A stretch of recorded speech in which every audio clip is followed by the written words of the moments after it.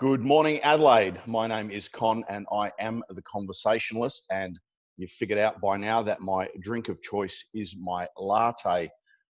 We're indoors here at the salubrious studios at Clarence Gardens, given once again the weather doesn't want to play friendly. This morning, words are escape me really, which many of you who know me would think, wow, that's rather incredible. It's an absolute pleasure and an honour to have this lady on this morning. I'm going to let Desiree tell her story, but just for way of a very, very brief intro, I just want you to picture that you're at 38 years in the prime of your your business and life, and you're dealt with what is potentially the cruelest blow that you could ever, which changes the complete trajectory of your life. Good morning, Desiree. How are you this morning? I'm great, thank you. As I said, it's an absolute pleasure to have you on our little program this morning.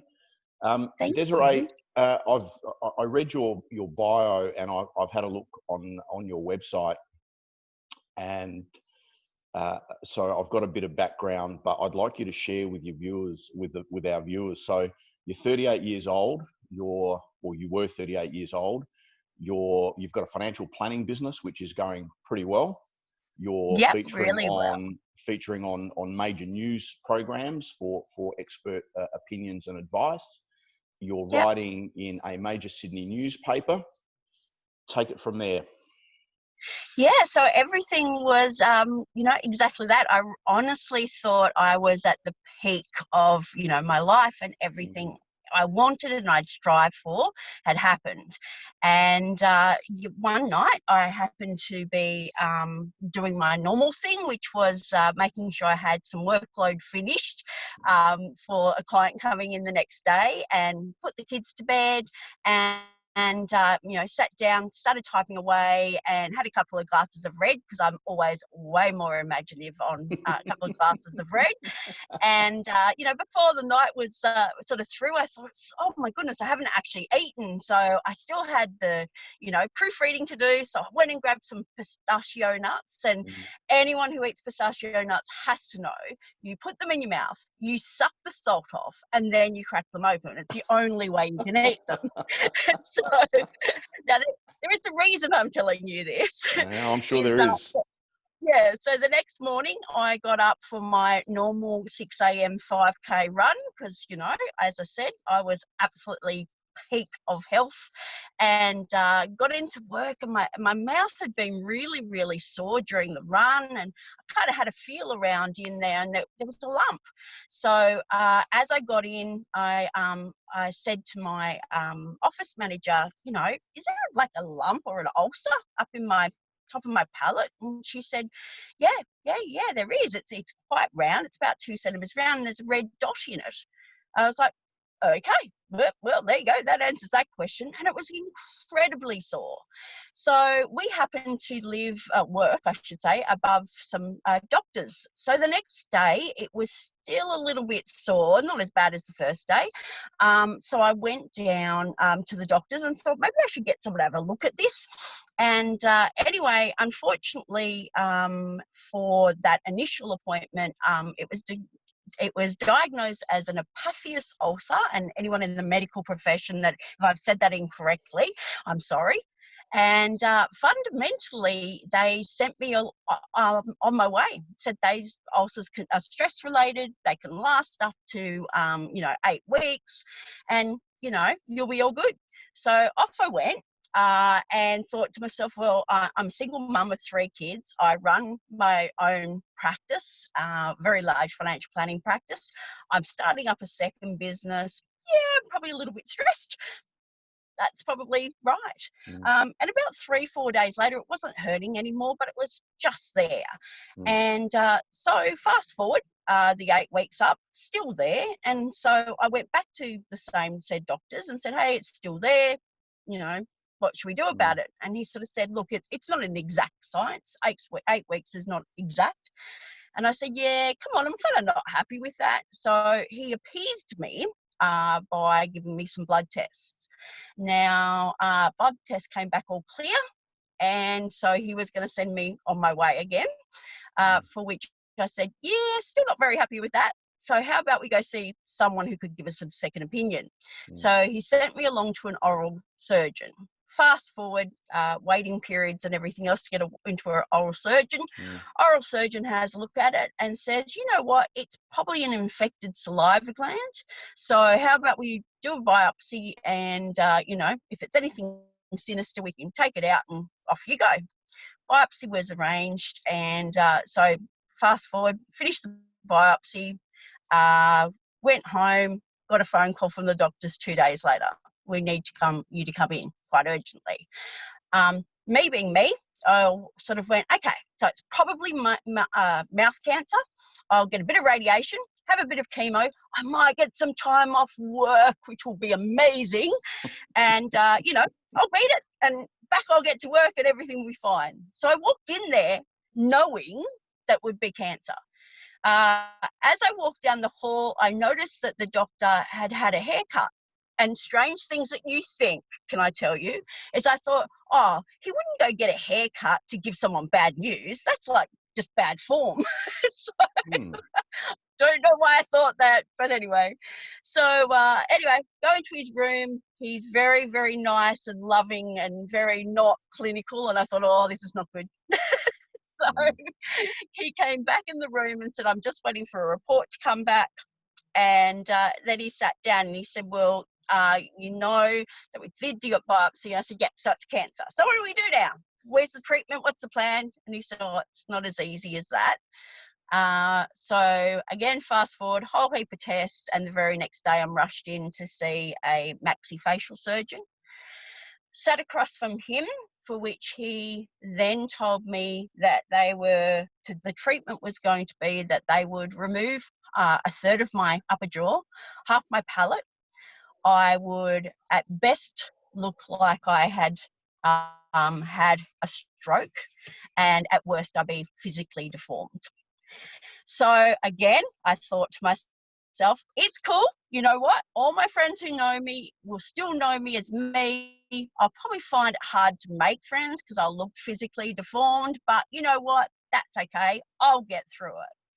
So he got to the end of his blab, which I'd switched off to by then because I was having my own conversation in my own head about how I was going to get through it. And he turned around to me and said, well, if there's nothing more, we'll see you after Christmas. And I said, no, there is one more question. He said, what's that? I said, so I'm going to have all this done. I'm going to have some radiation. I said, and then I'll be fixed, right? And he said, no, you need to understand your cancer is very rare. It only affects 80 people a year in Australia. And all we will have done is fixed you for now and given you some longevity. I was absolutely blown away, as you can imagine, because I had already worked out in my head how I was going to fix it, how I was going to beat it, and to then be told that there is no cure, and it's a rare cancer, so they're just really treating you to give you longevity, just absolutely blew me away, because that was not in my plan anywhere. Wow. And so, yeah. That is unbelievable. I guess the first question that comes to mind, I mean, obviously it's interesting how you had this thought process going on where you had already told yourself what it was, how you were going to get around it, and you had it all mapped out and everything was going to be hunky-dory. So when he told you that this was essentially, the prognosis was essentially not if, but when, how did you respond? Do you recall what your reaction to that was at that time? Yeah, I remember thinking, no, he's wrong. Of course. I went home and did a lot of research myself, well, what little research there was for my particular cancer, and realised that he was probably right. And I suppose the only time I really got angry about it was not for myself, but the fact that I was a single mum and my youngest was 8. And, you know, whatever you believe in, universe, God, whatever, whoever had done this, how dare they do that to my 8-year-old? How dare he not have a mum to grow up with? And that's probably the only time I've been angry is about that. Having said that, I did make a very, very committed promise to myself that no matter what, I wouldn't become angry about it, and that I would continue to do what I did, which was find the purpose for why I got this. Sure. Which sounds a bit weird, but I do believe. Well, it doesn't actually. It doesn't sound weird at all. Look, I wrote an article not long ago on my blog, which was born out of a comedian many years ago, and it was about never challenge worse. And people sometimes go, you know, and it's a common phrase, my God, you know, things can't be any worse. It just can't get worse. But there's always a level of worse. There's always a level of worse. And you I'm know sure what, being diagnosed with rare cancer is kind of, I thought, the worst.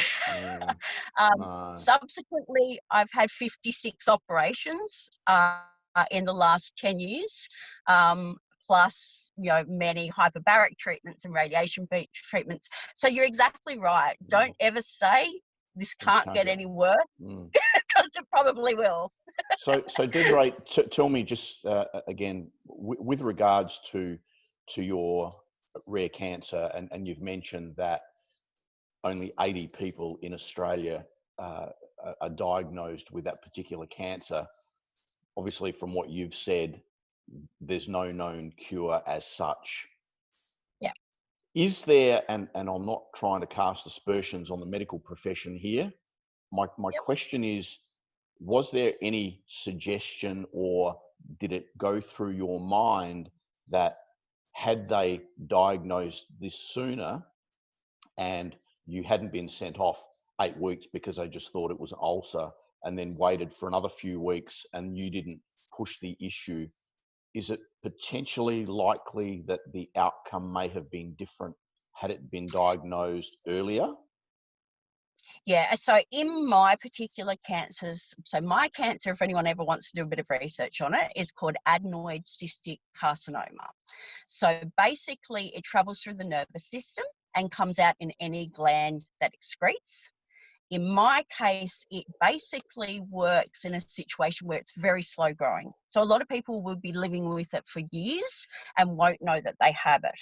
However, I can tell you, having now, which, you know, I'll talk about a bit later, but have now organised for people with my rare cancer to have a community to talk to each other. I've found that a number of them go misdiagnosed for years, and I mean 10 years in one poor lass's case, and she literally lost her whole eye socket and eyeball. Oh my goodness. Yeah. And she was continuously told that, you know, it's just a tear duct problem, don't fuss about it. And, you know, so it seems to be a very common thread that happens with rare cancers, where people are misdiagnosed for a very long period of time. Okay. And so, yeah, so the question has to be, you know, in my case, I was potentially very lucky because I was the one who pushed and pushed and pushed. Yeah, to actually get someone to do something. And so, yes, I literally could have been misdiagnosed just like her for a number of years. So I think in my case, I actually was lucky because I pushed so fast, that, you know, that I haven't had any recurrences, and I'm one of the very minor people that haven't, because by now most have. So can you tell us, what is your situation currently? Are you in remission, or is it still there, and because it's slow growing, it's just prolonging? So where are you at from a medical perspective at the moment?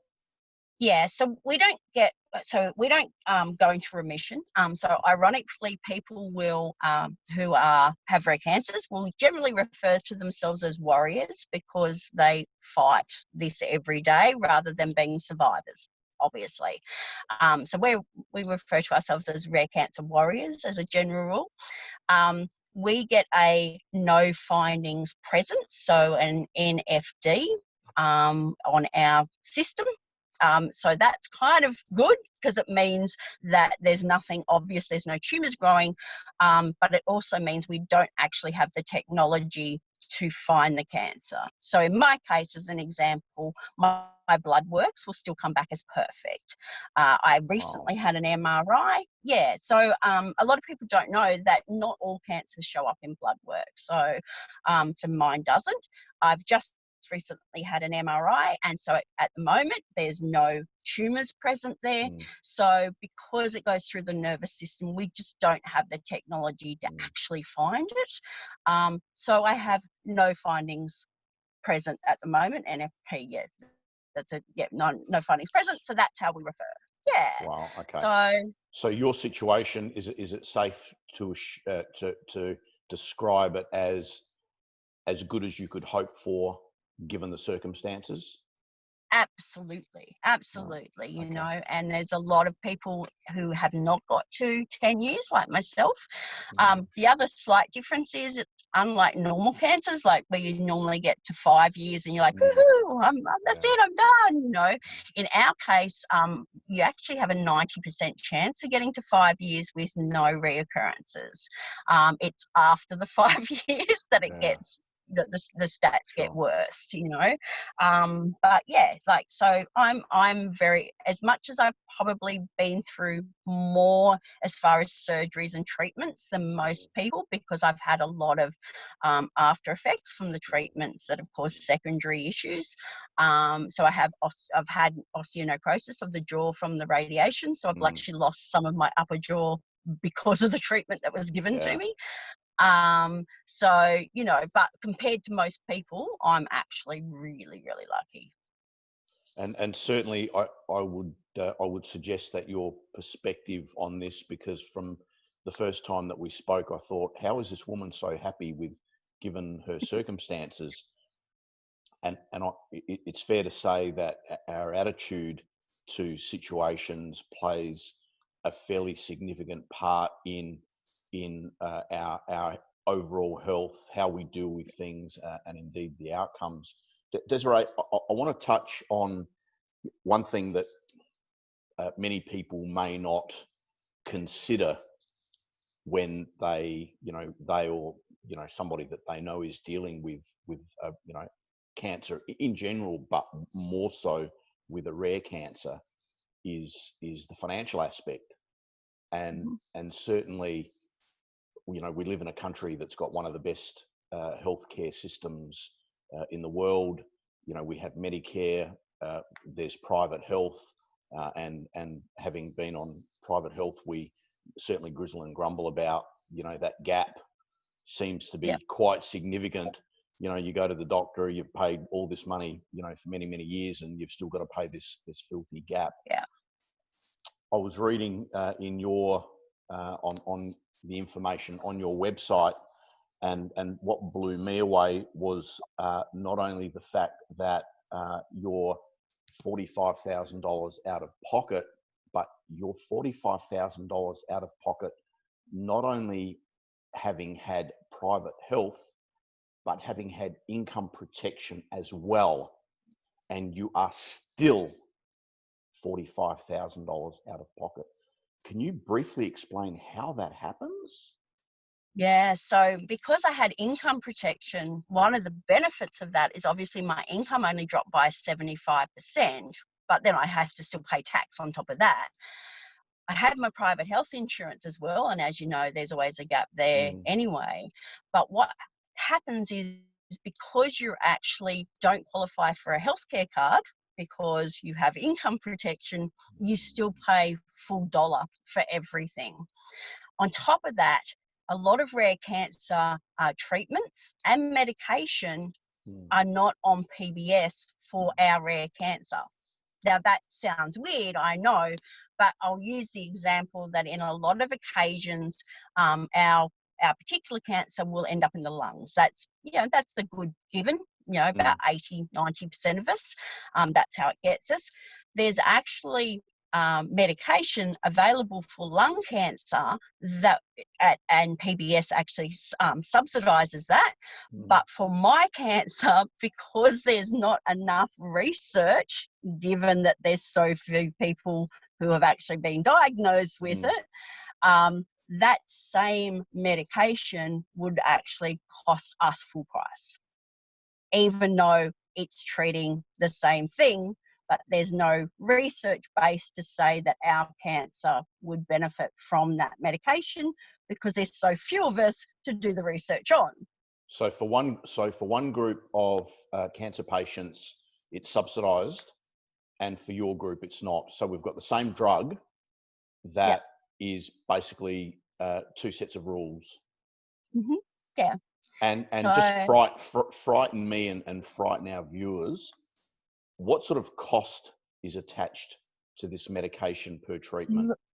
Look, I mean, obviously I'm not a pharmacist, but a lot of those drugs can be, thousands of dollars, and they would cost that same person on a healthcare card $6.85 or whatever it is at the moment that they get that medication for.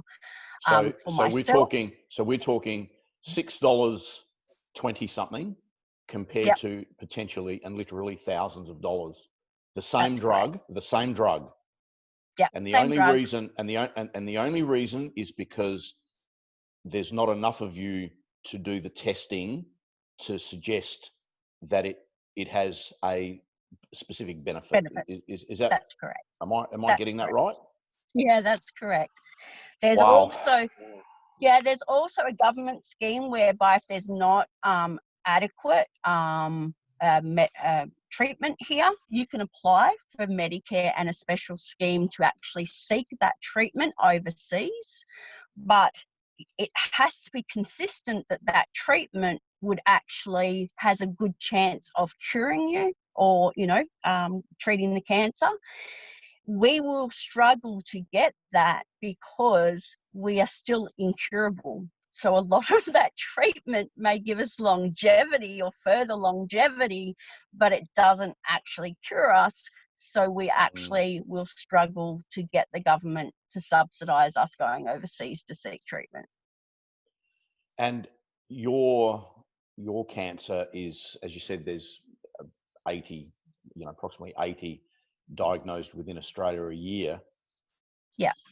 And I would shudder to think, and you may or may not know, how many other rare cancers there are that would be in the same boat, and the sufferers or the people with this affliction ultimately,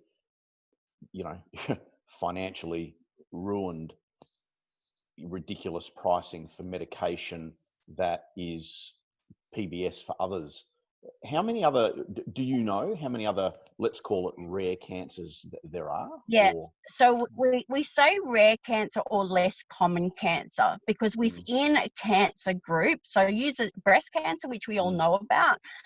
If you use that as an example, then a male breast cancer is actually a rare form of breast cancer.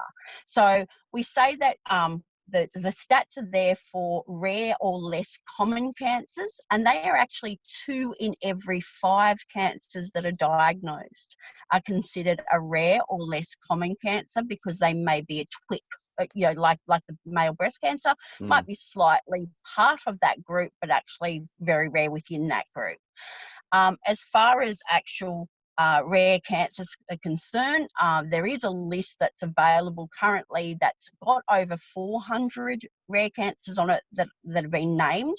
But you also need to know that then within that, there's further cancers within those sub-cancers because like even with my cancer, think about it, it can affect any part of the body that excretes, Sure. So that's over, from memory, about 60 different areas within the body.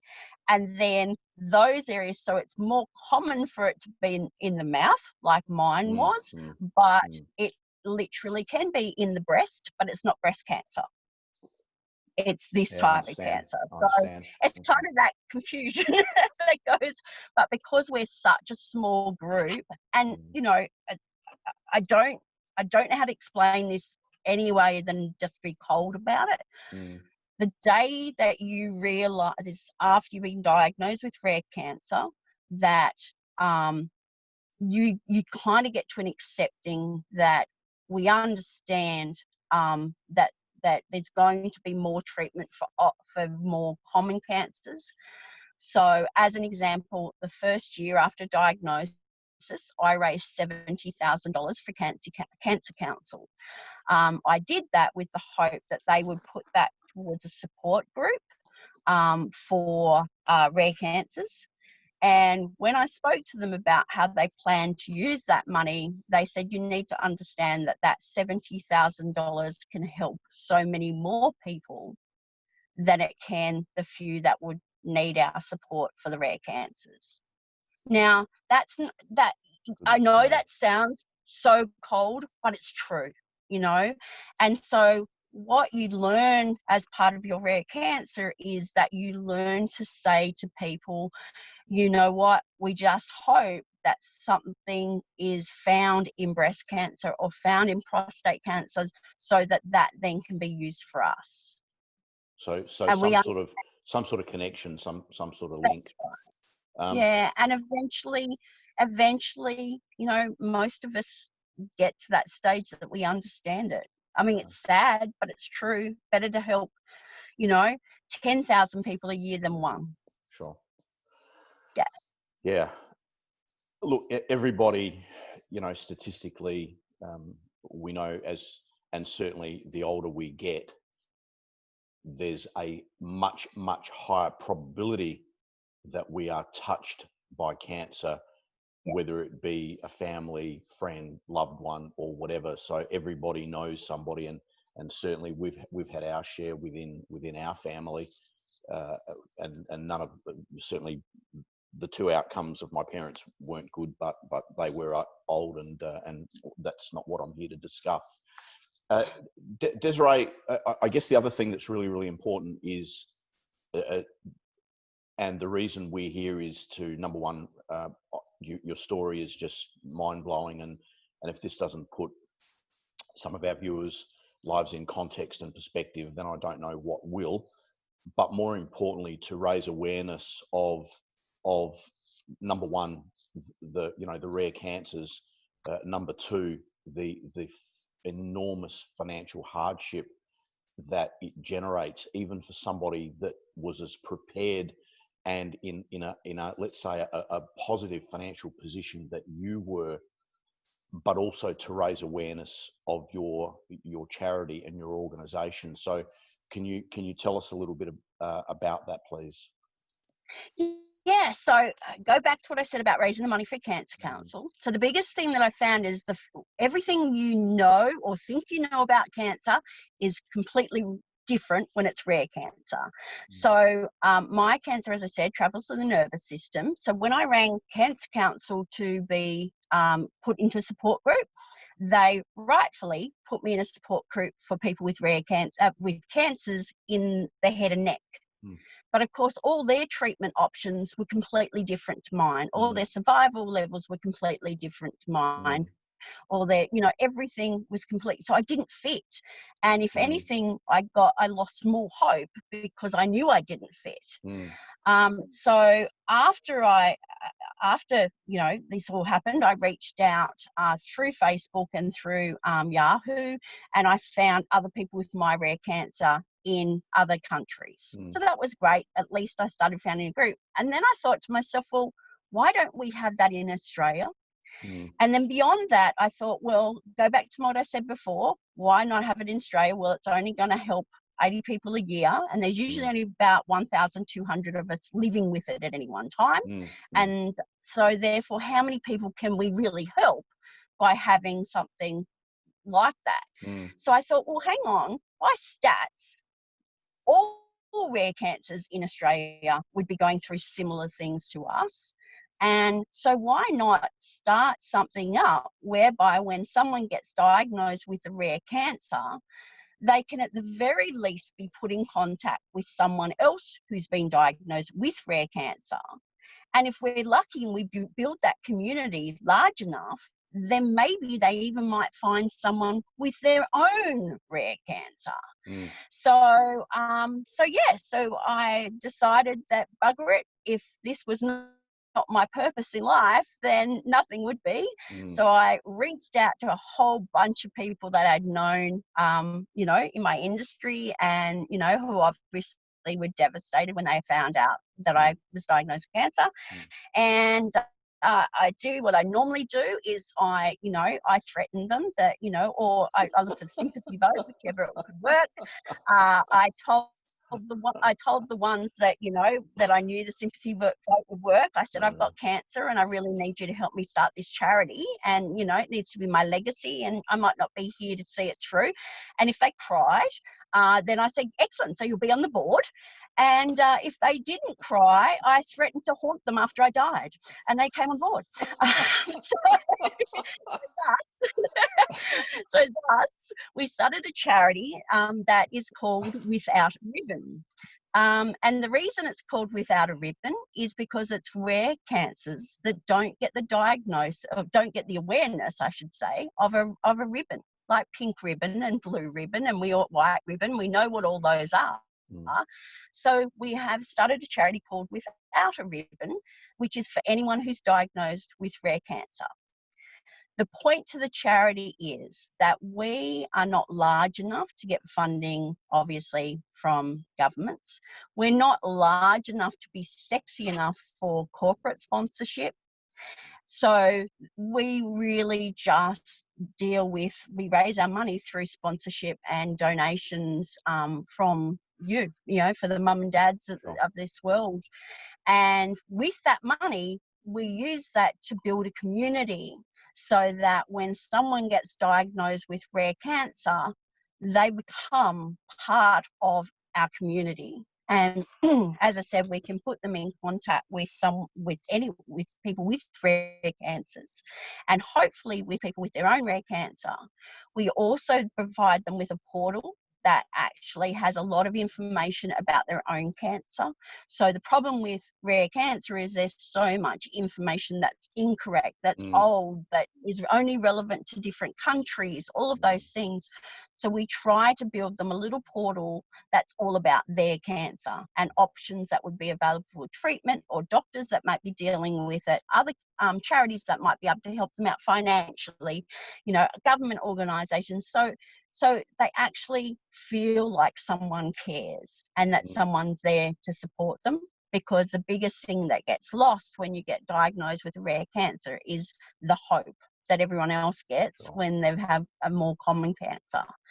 And then finally, we use the money to subsidise them getting together once a year, and we have a Warriors United conference, and we have it in different states. And we subsidise wherever we can the weekend for them, based on obviously how much money we raised the previous year.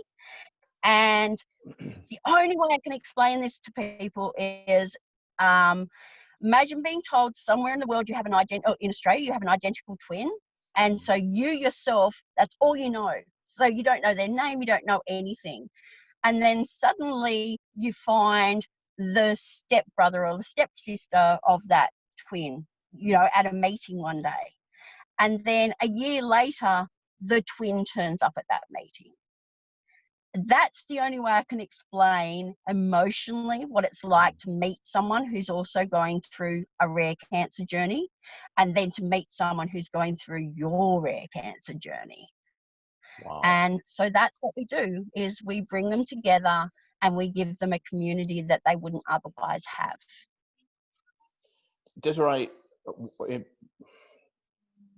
as we get close to winding this up, I know your wish list would be very, very long, and understandably so. Yeah. If there was one thing that you would really, if you were to achieve this in while you're still with us, and I hope that's a very, very, very long time, what is one thing that you really wish you could achieve? That the community gives the same level of support to people with rare cancers as they do to people with the more common cancers. Wow. Desiree, it's been an absolute pleasure. I really commend you for the work that you do, and obviously trying to raise awareness for the people that do suffer from rare cancers. And as you said, it's definitely a different, it's a different playing field from your normal or run of the mill cancers, let's say, to the ones, the rare ones that unfortunately that you've come into contact with. If there's we'll have all the details of your website on all our social media links and posts. So if there's anybody out there that you know, is in a position to help Desiree and Without a Ribbon organisation, any corporates, anyone out there, you know, unfortunately the timing, you know, given COVID-19 isn't helpful. However, No. however, things like that aren't always helpful, are they? As we know.